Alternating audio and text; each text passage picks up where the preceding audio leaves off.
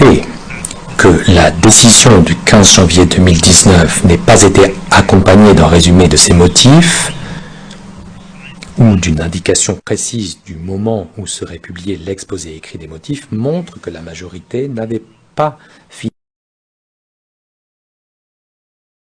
de mener le raisonnement indispensable avant de rendre la décision du 15 janvier 2019. Pour dire les choses simplement, la Chambre d'appel estime que ces allégations sont d'ordre purement spéculatif. Comme je l'ai déjà expliqué, en l'espèce, un résumé de la décision a été livré et sa brièveté ne signifie pas que la Chambre de première instance n'avait pas mené à bien son travail. De même, le défaut d'indication d'un délai précis pour la publication de l'exposé écrit des motifs ne vient pas étayer l'allégation grave selon laquelle la Chambre de première instance n'aurait pas agi en pleine connaissance de cause lorsqu'elle a acquitté les deux accusés.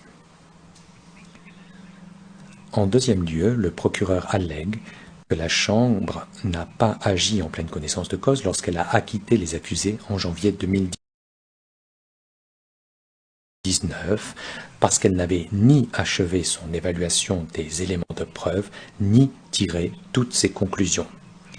Le procureur soulève plusieurs arguments à l'appui de cette allégation. La Chambre d'appel reconnaît que le 16 janvier 2019, le juge président n'a pas été très clair au sujet de l'obligation d'évaluer la pertinence, la valeur probante et l'effet préjudiciable.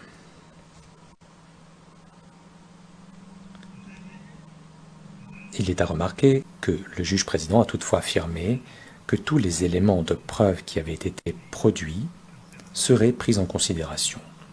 Il a également fait observer que la majorité avait effectué une analyse plus approfondie des éléments de preuve en l'espèce.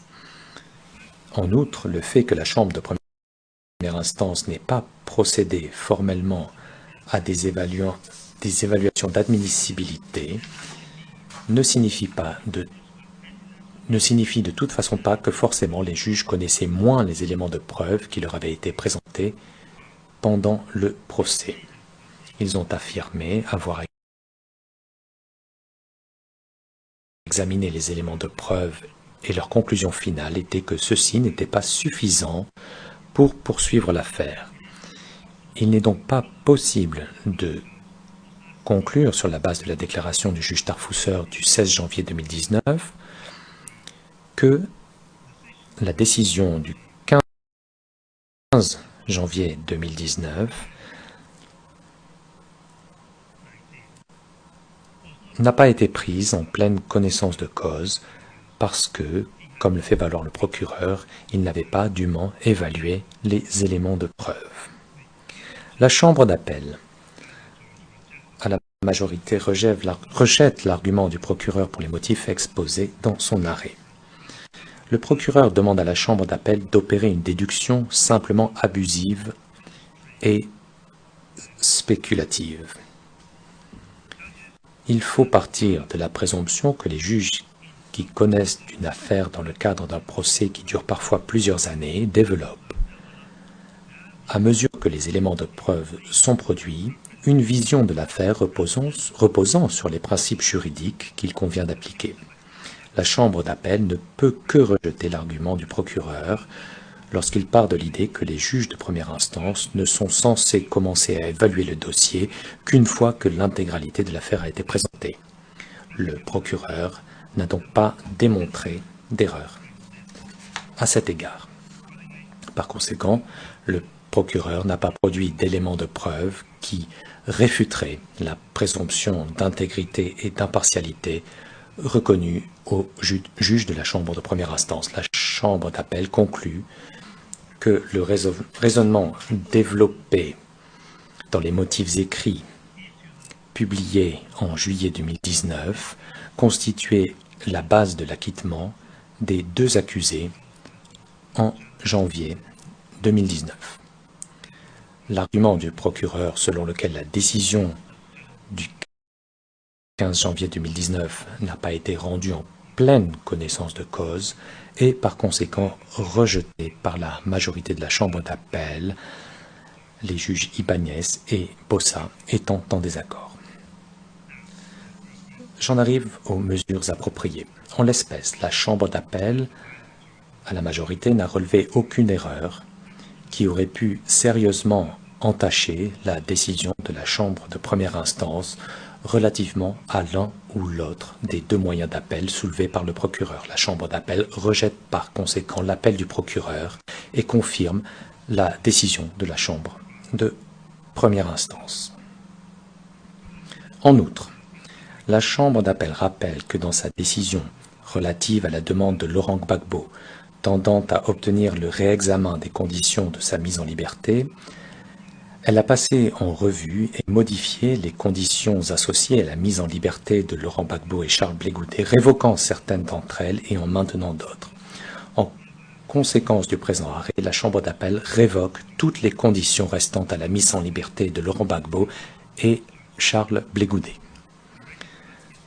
En application de la règle 185.1 du règlement de procédure et de preuve, il est ordonné au greffier de prendre, aussitôt que possible, toutes les dispositions jugées appropriées pour le transfèrement en toute sécurité de Laurent Gbagbo et Charles Blé Goudet vers un ou des États tels qu'envisagés dans cette disposition, en tenant compte de l'avis des deux personnes acquittées.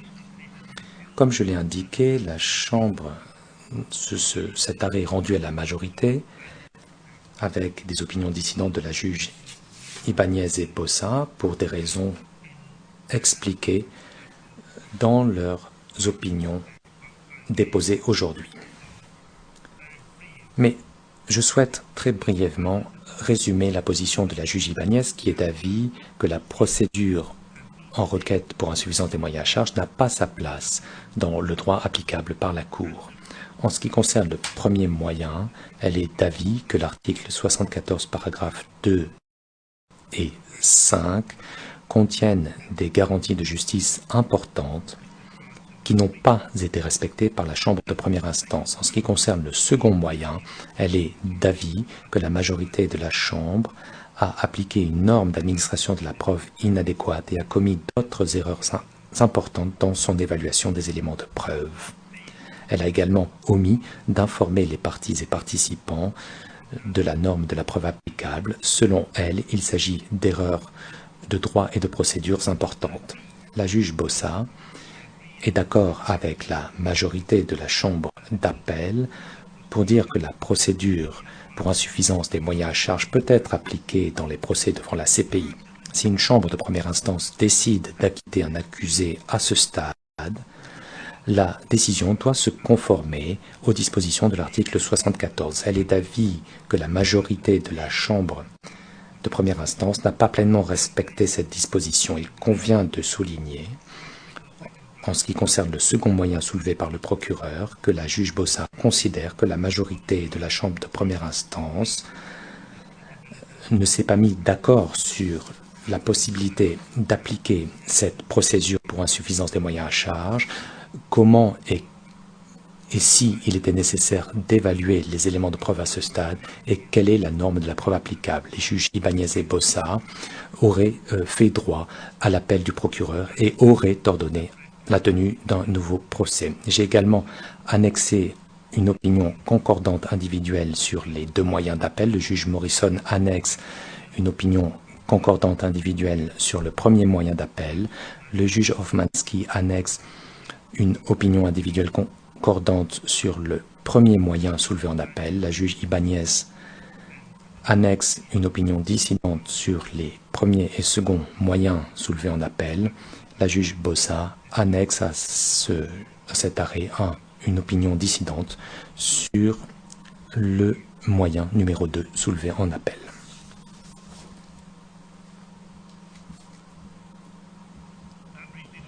Voilà, nous en arrivons au terme de la partie formelle de cette procédure.